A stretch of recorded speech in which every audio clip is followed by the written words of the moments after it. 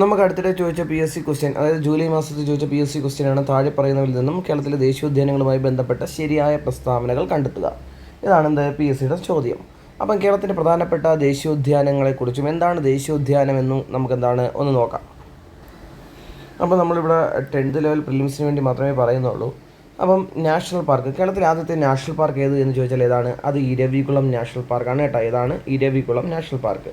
ഈ Eravikulam national park ഏത് സംസ്ഥാനത്ത് നിന്ന് ചോദിച്ചാൽ നമുക്കറിയാം കേരളത്തിലാണെന്നറിയാം. കേരളത്തിലാണല്ലേ നമ്മൾ പറയുന്നത്. ഏത് ജില്ലയിലേത് എന്ന് ചോദിച്ചാൽ ഇടുക്കി ജില്ലയിലാണ്. ഇടുക്കി ജില്ല നിലവിൽ കേരളത്തിലെ ഏറ്റവും വലിയ ജില്ല ചോദിച്ചാൽ ഏതാണ്? അത് ഇടുക്കി ജില്ലയാണ്. ഇടുക്കി ജില്ലയുടെ തലസ്ഥാനം ചോദിച്ചാൽ ഏതാണ്? അത് പൈനാവാണ് കേട്ടോ. ഇടുക്കിയുടെ തലസ്ഥാനം ചോദിച്ചാൽ ഏതാണ്? പൈനാവ്. ഈ ഇടുക്കിയുടെ വാണിജ്യ തലസ്ഥാനം ചോദിച്ചു കഴിഞ്ഞാൽ ഏതാണ്? അത് കട്ടപ്പനയാണ് കേട്ടോ. വാണിജ്യ തലസ്ഥാനം ചോദിച്ചാൽ ഏതാണ്? അത് കട്ടപ്പനയാണ്. ഏത്? വാണിജ്യ തലസ്ഥാനം. അതുപോലെ ഇടുക്കിയിൽ എന്താണ് ഏറ്റവും ഉയരത്തിൽ സ്ഥിതി ചെയ്യുന്ന നഗരം, സിറ്റി ചോദിച്ചാൽ ഏതാണ്? അത് മൂന്നാറാണ് കേട്ടോ. മൂന്നാറാണ് എന്ത് കേരളത്തിലെ ഏറ്റവും ഉയരത്തിൽ സ്ഥിതി ചെയ്യുന്ന നഗരം ചോദിച്ചാൽ ഏതാണ്? അത് മൂന്നാറാണ്. അപ്പോൾ ഇവിടെ പറയുന്നത് ഇരവികുളം നാഷണൽ പാർക്കാണ് അല്ലേ. അപ്പം കേരളത്തിലെ ആദ്യത്തെ നാഷണൽ പാർക്കാണ് ഏത്? Eravikulam national park. ഈ ഇരവികുളം നാഷണൽ പാർക്ക് സ്ഥാപിതമായ വർഷം ചോദിച്ചു കഴിഞ്ഞാൽ, അതായത് ഇതിനെ നാഷണൽ പാർക്കായി പ്രഖ്യാപിച്ച വർഷം ചോദിച്ചു കഴിഞ്ഞാൽ അത് 1978 ഈ വർഷം കൃത്യമായിട്ട് പഠിച്ചു വെച്ചേക്കണം. 1978 മാർച്ച് മാസം എന്നു ചോദിച്ചു കഴിഞ്ഞാൽ മാർച്ച് 31 എന്ത് ഇരവികുളത്തെ നാഷണൽ പാർക്കായി പ്രഖ്യാപിക്കുന്നത്. എന്നാൽ നാഷണൽ പാർക്കായി പ്രഖ്യാപിക്കുന്നതിന് മുമ്പ് തന്നെ വന്യജീവി സങ്കേതമായിട്ട് ആരെ പ്രഖ്യാപിച്ചിട്ടുണ്ട്? ഇരവികുളത്തെ പ്രഖ്യാപിച്ചിട്ടുണ്ട്. ഇരവികുളത്തെ വന്യജീവി സങ്കേതമായി പ്രഖ്യാപിച്ച വർഷം ചോദിച്ചു കഴിഞ്ഞാൽ അത് 1975 കേട്ടോ. എന്നാണെന്ന് വെച്ചാൽ എന്താണ്? 1975 എന്ത് വന്യജീവി സങ്കേതമായി ഇരവികുളം നാഷണൽ പാർക്കിനെ പ്രഖ്യാപിക്കുന്നത്. ഇനി ഇരവികുളം നാഷണൽ പാർക്കിലെ സംരക്ഷിത മൃഗം ഏത് എന്ന് ചോദിച്ചാൽ ഏതാണ്? അതാണ് വരയാടുകൾ കേട്ടോ. ആരാണ്? വരയാടുകളാണെന്ത് ഇരവികുളം നാഷണൽ പാർക്കിലെ സംരക്ഷിത മൃഗമാണേത്? വരയാടാണ്. അപ്പോൾ ഈ വരയാടുകളുടെ ശാസ്ത്രീയ നാമം ചോദിച്ചു കഴിഞ്ഞാൽ ഓക്കെ, നീലഗിരി താർ ഹൈലോക്രിയാസ്. നീലഗിരി താർ ഹൈലോക്രിയാസ് എന്നതാണ് എന്തിൻ്റെ ശാസ്ത്രീയ നാമം? ഈ പറയുന്ന വരയാടുകളുടെ ശാസ്ത്രീയ നാമം. അല്ലെങ്കിൽ ഹെമിട്രാഗസ് ഹൈലോക്രിയാസ് എന്നതാണ് എന്ത് ഈ പറയുന്ന വരയാടുകളുടെ ശാസ്ത്രീയ നാമം. വരയാട് ആരുടെ ഔദ്യോഗിക മൃഗമെന്ന് ചോദിച്ചാൽ തമിഴ്നാടിൻ്റെ ഔദ്യോഗിക മൃഗമാണെന്ത്? വരയാടുകൾ കേട്ടോ. വരയാടുകൾ. ഇനി വരയാടിനെ കാണപ്പെടുന്ന കേരളത്തിലെ, അല്ലെങ്കിൽ വരയാടുകളെ കൂടുതലായി കാണപ്പെടുന്ന, അതായത് അതിൻ്റെ പ്രജനനത്തിനൊക്കെ പ്രസിദ്ധമായ കേരളത്തിലെ പ്രദേശം ചോദിച്ചാൽ ഏതാണ്? അത് രാജമലയാണ് കേട്ടോ. ഏതെന്ന് ചോദിച്ചാൽ ഏതാണ്? അത് രാജമലയാണ്. രാജമല. ഇനി അതുപോലെ തന്നെ കേരളത്തിലെ ഏറ്റവും ഉയരത്തിൽ സ്ഥിതി ചെയ്യുന്ന നാഷണൽ പാർക്ക് ചോദിച്ചാൽ, ഏറ്റവും ഉയരത്തിൽ സ്ഥിതി ചെയ്യുന്ന നാഷണൽ പാർക്ക് ചോദിച്ചാലും ഏതാണ്? നമ്മുടെ ഇരവികുളം നാഷണൽ പാർക്കാണ് എന്ത് കേരളത്തിലെ ഏറ്റവും ഉയരത്തിൽ സ്ഥിതി ചെയ്യുന്ന നാഷണൽ പാർക്ക്. ഈ ഇരവികുളം നാഷണൽ പാർക്ക് ഏത് താലൂക്കിലെന്ന് ചോദിച്ചു കഴിഞ്ഞാൽ അത് ദേവികുളം താലൂക്കിലാണ് കേട്ടോ. ഏത് താലൂക്കിലെന്ന് വെച്ചാൽ ഏത് താലൂക്കിലാണ്? ദേവികുളം താലൂക്കിലാണ് എന്ത് ഈ പറഞ്ഞ ഇരവികുളം നാഷണൽ പാർക്ക് സ്ഥിതി ചെയ്യുന്നത്. ഇനി ഇരവികുളം നാഷണൽ പാർക്കിനെ വിളിക്കുന്ന പേരാണ് കേരളത്തിൻ്റെ മേൽക്കൂര എന്നറിയപ്പെടുന്നത് കേട്ടോ. കേരളത്തിൻ്റെ എന്തെന്നറിയപ്പെടുന്നു? മേൽക്കൂര എന്നറിയപ്പെടുന്ന ആരെന്ന് വെച്ചാൽ ആരെയാണ്? അത് ഇരവികുളം നാഷണൽ പാർക്കിനെയാണ് എന്ത് കേരളത്തിൻ്റെ മേൽക്കൂര എന്നറിയപ്പെടുന്നത്. ഇനി അതുപോലെ നമുക്കറിയാം ദക്ഷിണേന്ത്യയിലെ, അല്ലെങ്കിൽ എന്താണ് ഈ പറയുന്ന കേരളത്തിലെ ഏറ്റവും ഉയരം കൂടിയ കൊടുമുടിയാണ് ഏത്? ആനമുടി അല്ലേ. ആനമുടി. ഈ ആനമുടി സ്ഥിതി ചെയ്യുന്നത് ഏത് നാഷണൽ പാർക്കിലെന്ന് ചോദിച്ചാൽ ഏത് നാഷണൽ പാർക്കിലാണ്? അത് ഇരവികുളം നാഷണൽ പാർക്കിലാണ് ആനമുടി സ്ഥിതി ചെയ്യുന്നത്. അപ്പം ആനമുടിയുടെ ഉയരം കൃത്യമായിട്ടൊന്ന് പഠിച്ചു വെച്ചേക്കണം. 2695 മീറ്ററാണെന്ത് ആനമുടിയുടെ ഉയരം. 2695 മീറ്ററാണ്. ഇനി ഈ ആനമുടി ഉണ്ടല്ലോ, ആനമുടി ആനമല, ഏലമല, പളനിമല. ആനമല, ഏലമല, പളനിമല ഇവയുടെ മൂന്നിൻ്റെയും കൂടെ സംഗമ സ്ഥാനമാണേത്? ആനമുടി. ഓക്കെയാണേ. ഈ ആനമുടിയുടെ വടക്ക് ചോദിച്ചു കഴിഞ്ഞാൽ വടക്കാണ് ആര്? ആനമല. തെക്കാണ് ആര്? ഏലമല. പളനിമല എവിടെയെന്ന് ചോദിച്ചു കഴിഞ്ഞാൽ ഈ പറഞ്ഞ ആനമുടിയുടെ കിഴക്ക് ഭാഗത്താണ് ഏത്? പളനിമല. ഈ പളനി ഹിൽസിൽ സ്ഥിതി ചെയ്യുന്ന പ്രസിദ്ധമായ സുഖവാസ കേന്ദ്രം ചോദിച്ചാൽ അത് കൊടൈക്കനാലാണ് കേട്ടോ. ഏതാണടാ? അത് കൊടൈക്കനാലാണ് എന്ത് പ്രസിദ്ധമായ സുഖവാസ കേന്ദ്രം. ഇനി ആനമുടി സ്ഥിതി ചെയ്യുന്നത് ഏത് പഞ്ചായത്തിലെന്ന് ചോദിച്ചാൽ അത് മൂന്നാർ പഞ്ചായത്താണ് കേട്ടോ. ഏതാണ്? മൂന്നാർ പഞ്ചായത്തിലാണ് ഏത് ആനമുടി സ്ഥിതി ചെയ്യുന്നത്? മൂന്നാർ പഞ്ചായത്തിലാണ്. ഇനി അതുപോലെ തന്നെ എന്താണ് ഏത് താലൂക്കിലാണെന്ന് ചോദിച്ചാൽ ഏത് താലൂക്ക്? അത് ദേവികുളം താലൂക്കിലാണ്. ദേവികുളം താലൂക്ക്. ഇനി അതുപോലെ അറിഞ്ഞു വെച്ചേക്കുക, കേരളത്തിൽ ആനമുടി കഴിഞ്ഞാൽ ഏറ്റവും ഉയരം കൂടിയ രണ്ടാമത്തെ കൊടുമുടി ചോദിച്ചാൽ ഏതാണ്? അത് മീശപ്പുലിമലയാണ് കേട്ടോ. ഏതാണ്? മീശപ്പുലിമലയാണ് എന്ത് രണ്ടാമത്തെ ഉയരം കൂടിയ കൊടുമുടി. അതിൻ്റെ ഉയരം 2640 മീറ്ററാണ് കേട്ടോ. എത്രയാണ്? 2640 മീറ്റർ. ആനമുടിയുടെ നമ്മൾ ആദ്യമായി പറഞ്ഞു 2695 മീറ്ററാണ് എന്ത് ആനമുടിയുടെ ഉയരം എന്ന് പറഞ്ഞത്.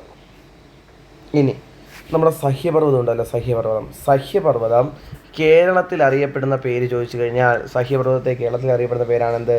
ആനമല അല്ലെങ്കിൽ ഏലമല എന്നാണ് കേട്ടോ. സഹ്യപർവ്വതത്തെ കേരളത്തിൽ എന്താണ് പ്രാദേശികമായി അറിയപ്പെടുന്ന പേരാണെന്ത്? ആനമല അല്ലെങ്കിൽ ഏലമല.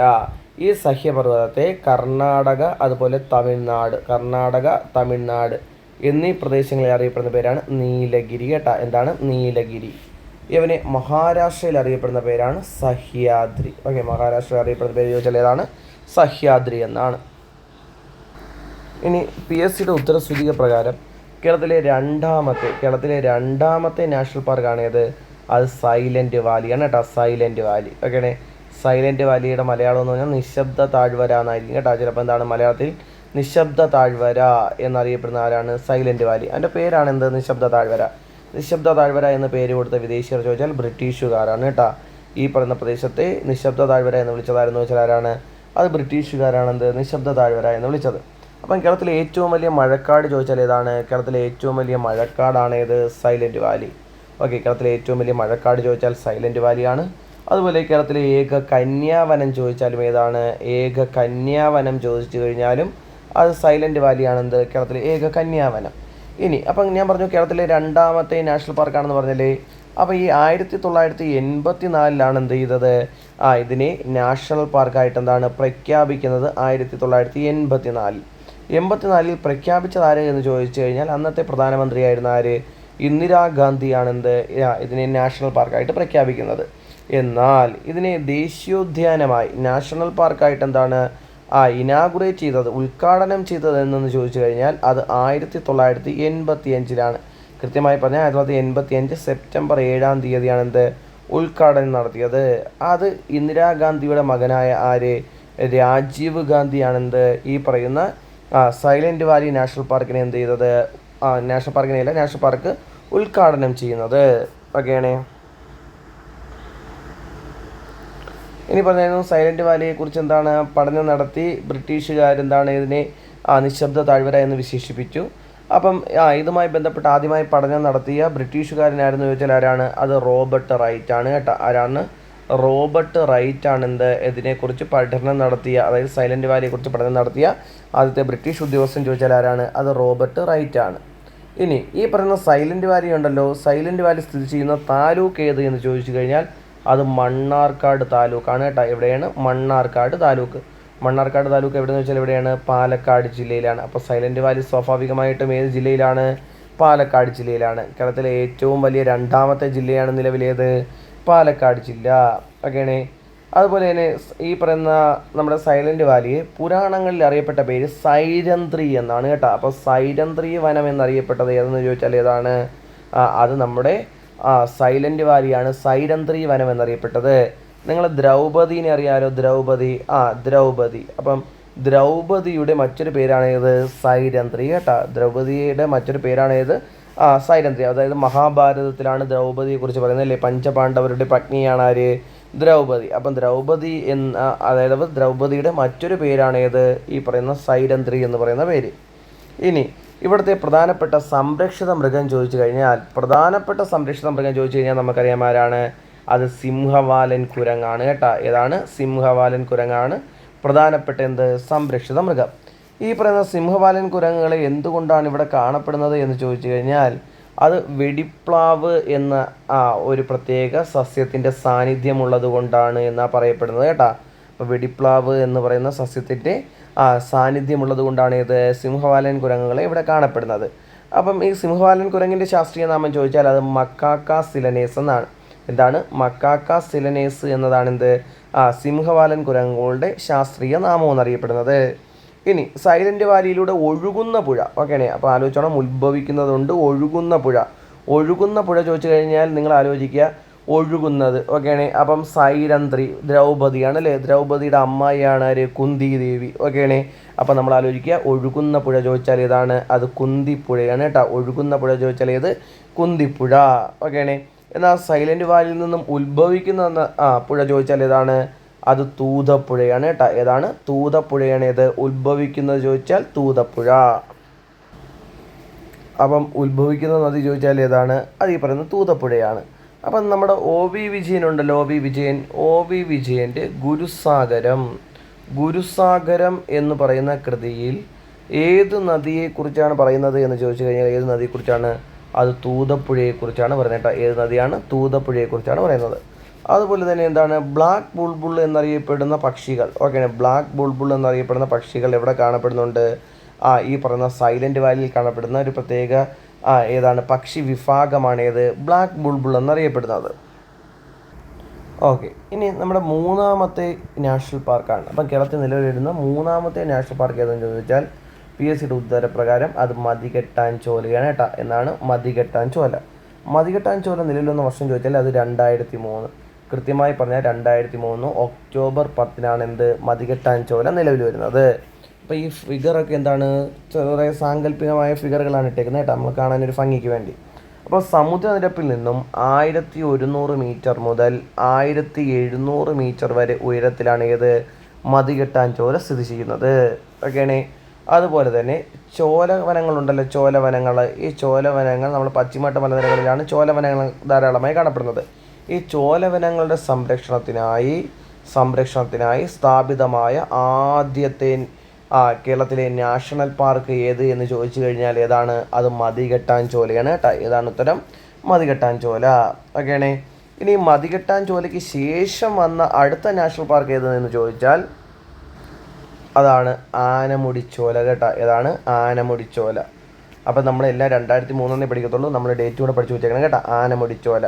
ആനമുടിച്ചോല നിലവിൽ വന്ന വർഷം ചോദിച്ചു കഴിഞ്ഞാൽ അത് 2003 ഡിസംബർ മാസം 14 ഏത്, ആനമുടിച്ചോല നിലവിൽ വരുന്നത്. ഓക്കെയാണ്. അപ്പോൾ ഈ ആനമുടിച്ചോല ഉണ്ടല്ലോ, അവിടെ നമ്മൾ അറിഞ്ഞിരിക്കുക, ഒന്ന് മന്നവൻ ചോലയുണ്ട്. ഓക്കെയാണ്. ആരുണ്ട്, മന്നവൻ ചോല. മറ്റൊന്നാണ് പുല്ലരടി ചോല. ഓക്കെയാണ്. മന്നവൻ ചോല, പുല്ലരടി ചോല. 3 ഇടിവരച്ചോല. ഓക്കെയാണ്. കേട്ടിട്ടുണ്ടോ, ഇടിവരച്ചോല. അപ്പം മന്നവൻ ചോല, പുല്ലരടിച്ചോല, ഇടിവരച്ചോല. ഈ 3 ചോല റിസർവുകൾ ചേർന്നതാണ് ഏത്, ആനമുടിച്ചോല കേട്ടോ. ആനമുടിച്ചോല. അപ്പോൾ നമ്മുടെ മറയൂരുണ്ടല്ലോ, മറയൂർ ആനമുടിച്ചോലയുടെ ഭാഗമായിട്ടാണ് ഏത്, മറയൂർ വരുന്നത് ആനമുടിച്ചോലയുടെ ഭാഗമായിട്ടാണ്. ഇവിടെ ഒരു ഇമ്പോർട്ടൻ്റ് പോയിന്റ് എന്ന് പറഞ്ഞു കഴിഞ്ഞാൽ ദിനോസറുകളുണ്ടല്ലോ, ദിനോസറുകളുടെ കാലഘട്ടത്തിൽ ഉണ്ടായിരുന്ന ട്രീഫേൺ എന്ന പന്നൽ ചെടി. ഓക്കെ, ട്രീഫേൺ എന്ന പന്നൽ ചെടി കാണപ്പെടുന്നത് ഏത്, ഈ പറയുന്ന ആനമുടിച്ചോലയിലാണ് കേട്ടോ. പന്നൽ ചെടി കാണപ്പെടുന്നത് എവിടെയെന്ന് വെച്ചാൽ എവിടെയാണ്, അത് ആനമുടിച്ചോലയിലാണ് എന്ത്, ട്രീഫേൺ എന്ന പന്നൽ ചെടി കാണപ്പെടുന്നത്. ഇനി കേരളത്തിലെ അവസാനത്തെ, അതായത് നിലവിലുള്ളതിൽ PSC ഉത്തരപ്രകാരം അവസാനത്തെ നാഷണൽ പാർക്കാണ് ഏത്, അതാണ് പാമ്പാടും ചോല കേട്ടോ. ഏതാണെന്ന് വെച്ചാൽ ഇതാണ്, അത് പാമ്പാടും ചോലയാണ്. ഓക്കെയാണേ. അപ്പോൾ പാമ്പാടും